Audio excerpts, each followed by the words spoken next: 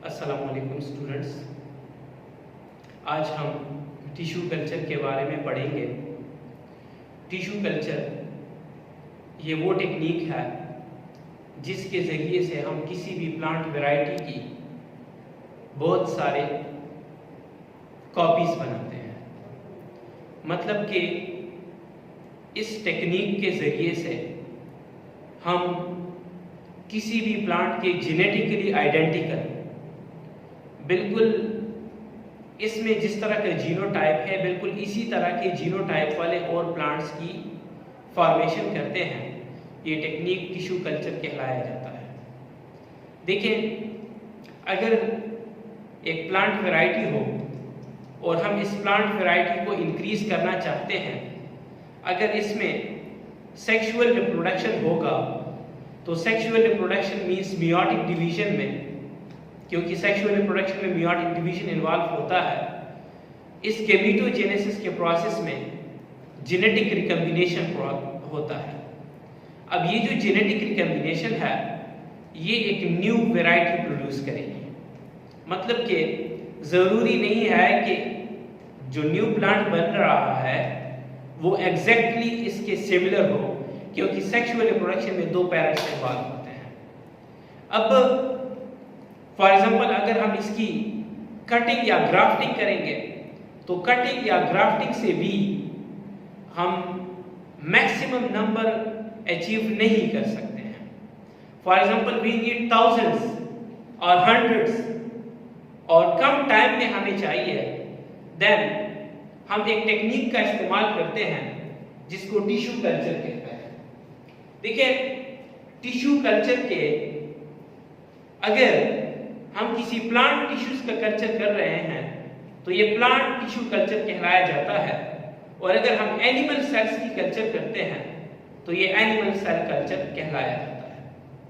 Tissue culture में इसकी जो मेन प्रोटोकॉल है, जो मेन प्रोसीजर है वो किस तरह है, इसमें से सबसे पहले हमने सेल्स लिए, इन सेल्स को एक ग्रोथ मीडियम में डाल दिया। ग्रोथ मीडियम ये वो मीडियम है जो कि इन सेल्स को ग्रोथ के लिए वाटर, एनर्जी, मिनरल्स ये सब कुछ प्रोवाइड करता है। इन सेल्स को हमने ग्रोथ मीडियम में रख दिया, यहीं पे इनकी ग्रोथ होगी, इससे एक मास ऑफ सेल बन जाता है। This mass of cell is called स्कैरस। फिर स्कैरस को जब हमने कुछ हार्मोन्स प्रोवाइड किए जो कि रूट्स और शूट्स की फॉर्मेशन करते हैं, तो स्कैरस से एक प्लांट प्लेट बन जाएगा।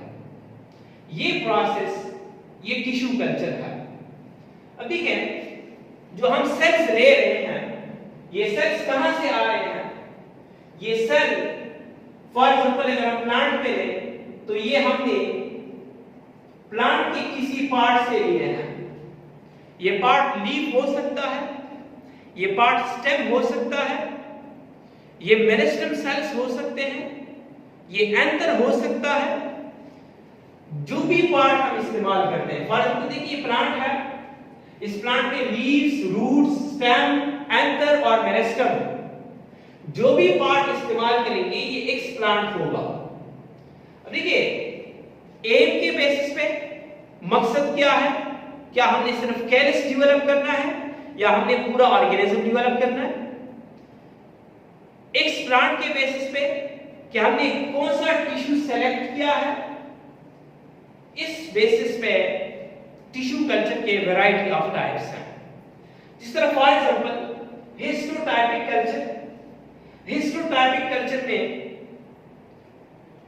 कॉमनली एक किस्म के सेल्स होते हैं और इससे हम एक टिश्यू बनाते हैं। ऑर्गेनोटाइपिक कल्चर, ऑर्गेनोटाइपिक कल्चर में रिलेटेड टाइप्स ऑफ सेल्स होते हैं और इनसे एक ऑर्गन की डेवलपमेंट होती है। नाउ इस गिवन एग्जांपल में देखें, यहां पे या यहां पे, ठीक है, यहां हम एक सोमेटिक सेल ले रहे हैं, एक बॉडी सेल ले रहे हैं। जिस तरह लीव्स हैं, रूट्स, स्टेम या मेरिस्टेम, अब ये गेमिट्स तो नहीं है ना कि फॉर एग्जाम्पल ये पोलन्स हैं या फॉर एग्जाम्पल ये एग्स हैं, गेमिट्स नहीं है, और इनसे हम एक पूरी की पूरी एम्ब्रियो डेवलप कर रहे हैं। अब एक बॉडी सेल से एक पूरी की पूरी एम्ब्रियो डेवलप करना, इस तरह देखिए यहां पे नजर आ रहा है कि सेल को लिया और सेल से पूरा एक प्लांटलेट बनाया, ये प्रोसेस सोमैटिक सेल एम्ब्रियोजेनेसिस कहलाया जाता है। एक बॉडी सेल को लिया और उसको एक ऐसा मीडियम प्रोवाइड किया कि उस मीडियम में उस बॉडी सेल से पूरा ऑर्गेनिज्म बने, ये सोमैटिक सेल एम्ब्रियोजेनेसिस है। इस तरह फॉर एग्जांपल हमने सेल्स लिए, सेल्स को ग्रो किया और उससे कैलस बना, तो ये जो कल्चर है ये कैलस कल्चर कहलाया जाता है। ठीक है, अगर हम एक्सप्लांट एंथर सेलेक्ट करें और इस एंथर की हम फिर टिश्यू कल्चर ये प्रोसीजर अप्लाई कर रहे हैं, तो ये कल्चर ये एंथर कल्चर कहलाया जाता है। अगर हम एपिकल बर्ड्स मेरिस्टेमेटिक टिश्यूज लें, मेरिस्टेम सेल्स लें और इनकी ग्रोथ करते हैं, तो ये कल्चर मेरिस्टेम कल्चर कहलाया जाता है। इसी तरह फॉर एग्जांपल हमने लीव्स को सेलेक्ट किया या रूट्स को सेलेक्ट किया या स्टेम को सेलेक्ट किया या मेरिस्टेम को सेलेक्ट किया, लेकिन इनसे जो सेल्स हासिल किए उन सेल्स से सेल वॉल को रिमूव किया, उन सेल से सेल वॉल को हमने रिमूव किया। अब ये जो cell minus cell wall means protoplasm या प्रोटोप्लास्ट, इसको अगर हम कल्चर कर रहे हैं, इसकी अगर हम किसी ग्रोथ मीडियम में ग्रोथ कर रहे हैं जिससे बहुत सारे जेनेटिकली आइडेंटिकल कॉपीज बनेंगे, तो ये कल्चर प्रोटोप्लास्ट कल्चर कहलाया जाता है। मतलब ये है कि टिश्यू कल्चर के वैरायटी ऑफ टाइप्स जो हैं, ये टाइप्स किस बेसिस पे हैं? ये एक तो कि हम कैलस डेवलप कर रहे हैं तो कैलस कल्चर, पूरा ऑर्गेनिज्म डेवलप कर रहे हैं तो सोमैटिक सेल एम्ब्रियोजेनेसिस, ऑर्गेन तो organotypic, just a tissue histotypic, callus culture, explant anther है तो एंथर कल्चर, एक्सप्लांट मेरिस्टेम है तो मेरिस्टेम कल्चर, और सेल से अगर सेल वॉल रिमूव किया फिर उसको उसकी कल्चर कर रहे हैं तो ये प्रोटोप्लास्ट कल्चर होगा। नाउ प्रोटोकॉल क्या है? तो सबसे पहले हम एक्सप्लांट लेंगे, एक्सप्लांट की फिर हम स्टेरिलाइजेशन करते हैं, स्टेरिलाइजेशन के बाद ग्राइंडिंग होती है और इसके बाद उन सेल्स को एक ग्रोथ मीडियम में, एक प्रॉपर ग्रोथ मीडियम में उसको रखा जाता है और उनकी ग्रोथ होती है। ये टिश्यू कल्चर के मेन स्टेप्स हैं। So the first step is the selection of the explant. सबसे पहले हम एक्सप्लांट की सिलेक्शन करते हैं। ये एक्सप्लांट कोई भी पार्ट हो सकता है, कि एक्सप्लांट कोई भी पार्ट हो सकता है। तो चलिए जी, फॉर एग्जांपल हमने लीव्स को एज एक्सप्लांट सेलेक्ट किया। अगर हम इन लीव्स को सेलेक्ट कर रहे हैं तो ये लीव ये एक्सप्लांट होगा। ये लीव जो है इस पे कुछ पार्टिकुलेट डस्ट मैटर भी होगा, इसके अलावा इसमें फंगल स्पोर्स हो सकते हैं, फंजाई हो सकते हैं, इसके अलावा बैक्टीरिया हो सकते हैं। अब इन लीव्स को जो हमने सिलेक्ट किया, जो कि एक्सप्लांट है, इसको हमने स्टेरिलाइज करना है, मतलब इसको हमने जर्म फ्री बनाना है, इसको हमने जर्म फ्री बनाना है। For achieving this we may use water और sodium hypochlorite solution. Sodium hypochlorite या पोटेशियम हाइपोक्लोराइड सॉल्यूशन ये एंटीसेप्टिक है, ये एंटीसेप्टिक है, ये जर्म्स को किल करती है। तो इसी सॉल्यूशन का हमने इस्तेमाल किया या हमने वाटर का इस्तेमाल किया और हमने अपने एक्सप्लांट को स्टेरिलाइज किया, उसको जर्म फ्री बनाया। अब स्टेरिलाइजेशन के बाद जो नेक्स्ट स्टेप है दैट इज द ग्राइंडिंग, क्योंकि हमने सेल्स को ग्रो करना है और इन सेल्स को ग्रो करने में हमने इन सेल्स को सेपरेट करना है। तो ग्राइंडिंग, ये टिश्यू लिया था, इस टिश्यू के फाइल पर डस्ट पार्टिकल्स थे, एस्पे माइक्रोब्स थे, बैक्टीरिया, फंजाई वगैरह थे। तो वाटर या सोडियम हाइपोक्लोराइड सॉल्यूशन की वजह से वो डस्ट पार्टिकल्स और फंजाई, बैक्टीरिया वगैरह खत्म हो गए हैं। And then grinding, and this is achieved by the mortar and pestle or by the grinder, and what we get is the homogeneous mixture. homogeneous mixture में से ये लीफ जो होगा ये completely crushed होगा और अब इस मिक्सचर में से thousands of cells हो सकते हैं, क्योंकि ये जो एक लीफ है इसमें से 1000 से भी ज्यादा या 10000 से भी ज्यादा हो सकते हैं डिपेंडिंग अपॉन द साइज। मतलब ये है कि thousands of cells हैं, जितने सेल्स होंगे उतने ही हम उससे ऑर्गेनिजम्स बना सकते हैं, उतनी ही हमारे टिश्यू कल्चर में प्लांट्स की प्रोडक्शन होगी। होमोजेनेट मिक्सचर बनने के बाद इसको डायरेक्टली ग्रोथ भी कर सकते हैं, मतलब इसको किसी ग्रोथ मीडियम में से इनोकुलेट किया जाता है जहां पे ये सेल्स ग्रोथ करेंगे। ये ग्रोथ मीडियम है क्या चीज?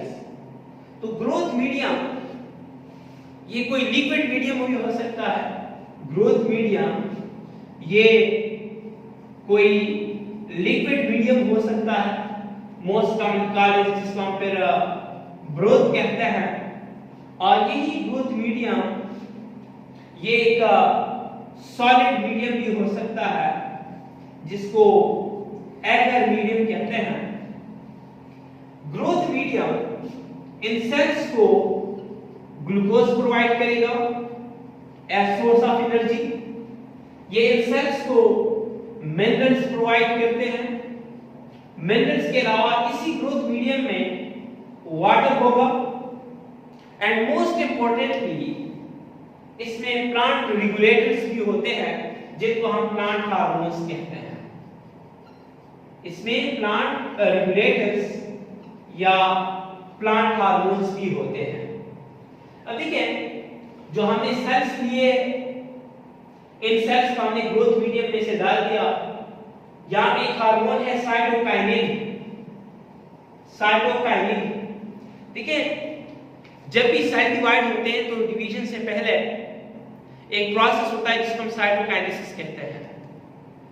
मतलब कि पहले न्यूक्लियस मींस क्रोमोसोम्स की डिवीजन हो जाती है, karyokinesis, and followed by the division of the cytoplasm called the cytokinesis।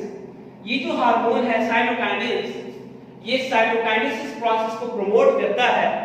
मतलब ये है कि ये सेल डिवीजन को प्रमोट करता है। अब मिसाल के तौर पे अगर ये ग्रोथ मीडियम है और इस ग्रोथ मीडियम में हमने दो सेल्स रखे थे, इस साइटोकाइनेस की वजह से इस ग्रोथ मीडियम में ये सेल डिवाइड होके मास ऑफ सेल बनाएंगे and this mass of cell is called as the callus. इस मास ऑफ सेल को कैलस कहते हैं, ठीक है। इसी कैलस को एक और ग्रोथ मीडियम में शिफ्ट कर लें, let for example this is growth medium B. दोनों में डिफरेंस क्या है? यहां पे साइटोकाइनेस है और इस मीडियम में ऑक्सीजेंस हैं। ये रूट्स और शूट की फॉर्मेशन करते हैं। अब वही कैलस जब इस मीडियम बी में आएगा तो कैलस में से रूट्स और शूट्स की डेवलपमेंट होगी। ये शूट और रूट्स की डेवलपमेंट हुई और अब ये कैलस पहले सेल था, मीडियम ए में इससे कैलस बना, मीडियम बी में इससे प्लांटलेट बना। इसी प्लांटलेट को शिफ्टेड टू द सॉइल, इसको हम सॉइल में शिफ्ट करते हैं। तो चलिए जी, फॉलोइंग में वो प्लांटलेट था और सॉइल में से ये ग्रो करेगा और इस तरह एक एडल्ट, एक कंप्लीट मतलब एक मैच्योर प्लांट बन जाता है। तो अगर 1000 सेल्स की ग्रोथ की थी तो 1000 प्लांटलेट्स एंड 1000 प्लांट्स, और इस तरह कम टाइम में बहुत सारे जेनेटिकली आइडेंटिकल प्लांट्स प्रोड्यूस हो जाते हैं। ये इसका एक प्रोटोकॉल है, मतलब कि प्रोसीजर है कि इसमें कौन कौन से स्टेप्स इन्वॉल्व हैं। अब देखें, अगर हमें कोई स्पेसिफिक नंबर चाहिए, let for example we need only 50 plants. अगर हमें सिर्फ 50 प्लांट्स चाहिए तो इस मिक्सचर में तो थाउजेंड्स ऑफ सेल्स हैं। फिर हमने पहले सेल्स की काउंटिंग करनी होती है, और इस सेल की काउंटिंग के लिए हीमासाइटोमीटर का इस्तेमाल किया जाता है। ये एक स्लाइड है, देखिए जिस तरह सेल्स की या ऑर्गेनेल्स की साइज को मेजर करने के लिए माइक्रोमीटर का इस्तेमाल किया जाता है। माइक्रोमीटर वो भी एक स्लाइड है, ठीक है। इस तरह काउंटिंग के लिए एक स्लाइड जिसको हम हीमासाइटोमीटर कहते हैं, इस पे इस तरह के खाने होते हैं, स्पेयर्स, और स्पेसिमेन रखने के बाद हम उनकी माइक्रोस्कोप में देखते हुए हम उसकी काउंटिंग करते हैं, और काउंटिंग के बाद इन सेल्स को ग्रोथ मीडियम में ले आए। काउंटिंग के बाद इन सेल्स को ग्रोथ मीडियम में लेके आए। मतलब कि ये स्टेप मैंडेटरी नहीं है, आप काउंटिंग करके ग्रोथ करें या डायरेक्टली भी हम ग्रोथ कर सकते हैं। नाउ अनदर वन थिंग, अगर हमने इन सेल्स की ग्रोथ अभी नहीं करनी, अगर हमने इन सेल्स की ग्रोथ अभी नहीं करनी है और हमने इन सेल्स को स्टोर करना है for storage purpose, cryopreservation. Cryopreservation means कि कोल्ड टेंपरेचर में किसी भी चीज को प्रिजर्व करना, ये क्रायोप्रिजर्वेशन कहलाया जाता है। और इसके लिए नाइट्रोजन फ्रीजर का इस्तेमाल होता है। नाइट्रोजन फ्रीजर जिसमें लिक्विड नाइट्रोजन का यूज किया जाता है, और इसमें टेंपरेचर जो है that is almost -196 degree Celsius. इस टेंपरेचर पे इसकी क्रायोप्रिजर्वेशन की जाती है, तो वो जो स्पेसिमेन होंगे, जो सेल्स होंगे, वो ज्यादा टाइम के लिए प्रिजर्व हो जाते हैं, और फिर इन प्रिजर्व्ड सेल्स को जब भी ग्रो करना है तो इनको ग्रोथ मीडियम में लेके जाएंगे, ठीक है। तो होमोजेनियस मिक्सचर बनने के बाद या तो प्रिजर्वेशन करते हैं या काउंटिंग करेंगे, और या डायरेक्टली उसको ग्रोथ करते हैं। तो टिश्यू कल्चर में देखिए हमने पढ़ा कि हम सेल्स को ग्रो करके उनसे ऑर्गेनिजम्स, उनसे प्लांट बनाते हैं। तो ये लीव्स, ये तो सोमेटिक सेल्स थे, और इस सोमेटिक सेल से पूरा एक ऑर्गेनिज्म बना, एक प्लांट बना in the form of a small plantlet. ये सोमेटिक सेल एम्ब्रियोजेनेसिस कहलाया जाता है। इस प्रोटोकॉल के दौरान इन सेल्स को स्पेसिफिक कार्बन डाइऑक्साइड कंसंट्रेशन या स्पेसिफिक टेंपरेचर ये कौन प्रोवाइड करता है? ये स्पेसिफिक कार्बन डाइऑक्साइड और टेंपरेचर ये इंक्यूबेटर्स प्रोवाइड करते हैं। और इसी प्रोसेस के दौरान जो हाइजीनिक एनवायरनमेंट होता है, जो जर्म फ्री एनवायरनमेंट होता है, तो ये एक apparatus जिसको हम लेमिनर फ्लो हुड कहते हैं, ये प्रोवाइड करता है। तो इंशाल्लाह अगले लेक्चर में हम कुछ और टेक्निक्स के बारे में पढ़ेंगे, जिस तरह इलेक्ट्रोफोरोसिस, माइक्रोमेट्री और स्पेक्ट्रोफोटोमेट्री।